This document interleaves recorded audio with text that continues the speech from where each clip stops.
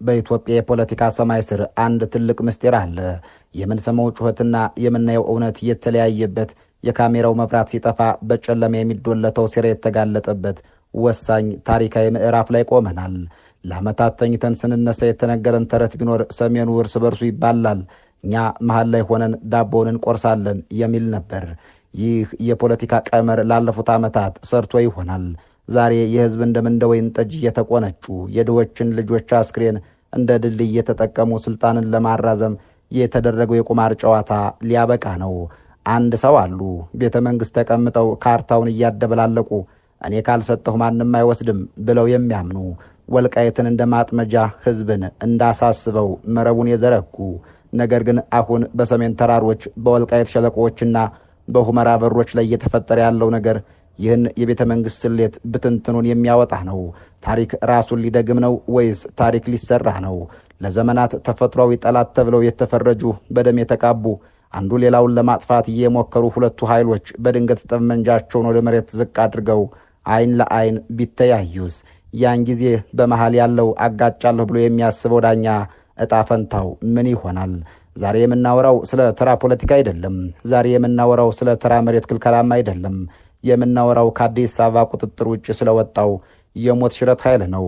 የምናወራው የተተኪዎች ዘመን አክትሞ ባለቤቶቹ በራሳቸው እጅ ስለሚጽፉት አዲስ የደም ፊርማ ነው። ከአማራው ሕዝብ ጫንቃ ላይ የወረዱት እነዚያ የየስሙላ መሪዎች፣ እነዚያ ስልጣን ሲሰጣቸው መሬት የሚሰጡ፣ ወንበር ሲሰጣቸው ወገን የሚሸጡ ሰዎች ዘመን በፋኖ ሳት እንዴት እንደተለበለበ ልናሳያችሁ ነው። በጣም የሚያስደነግጠው ግን ይህ አይደለም። የሚያስደነግጠው አሁን ከትግራይ በኩል እየመጣ ያለው ነፋስና ከአማራው በኩል ያለው ጽናት ሲገናኝ የሚፈጥሩት አዲስ አውሎ ነፋስ ነው። ይህ አውሎ ነፋስ ወልቃየት ላይ ሲገናኝ አዲስ አበባ ላይ ቤቱ ይነዋወጣል። ካርቱም ላይ የመሪዎች ሳምባ በእፎይታ ይተነፍሳል። አስመራ ላይ ደግሞ የልብ ምቱ ይሰማል።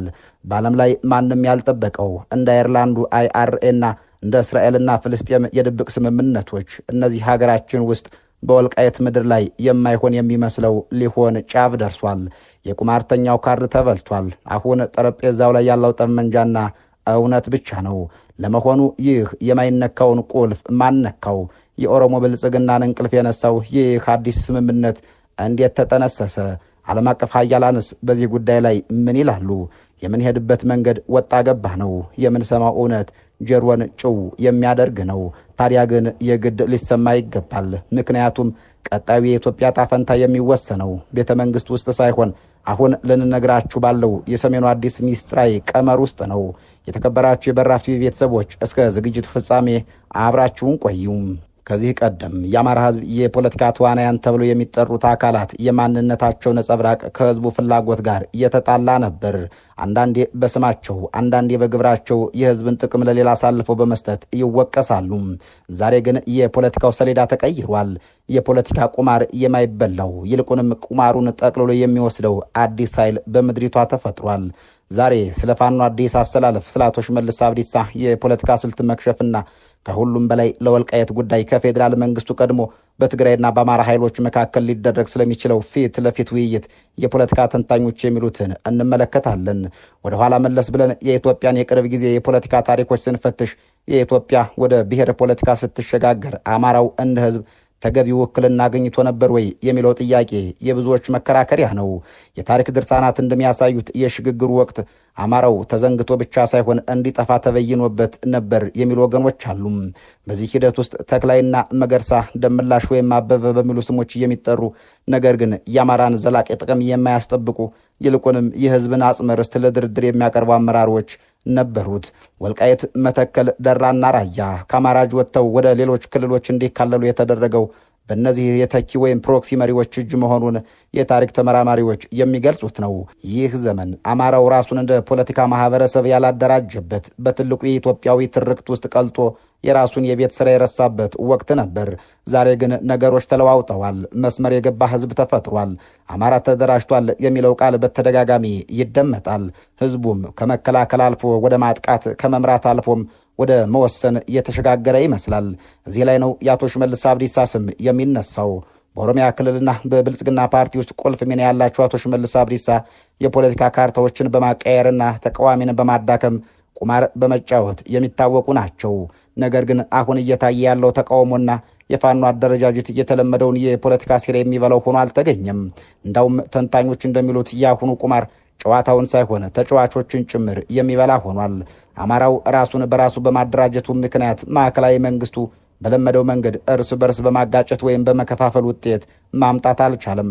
ሰሞነኛው ዘፈን ወልቃይትን ህወሓት ሊወስደው ነው፣ በወልቃይት ተኩስ ከፍቷል ወዘተ የሚል ነው።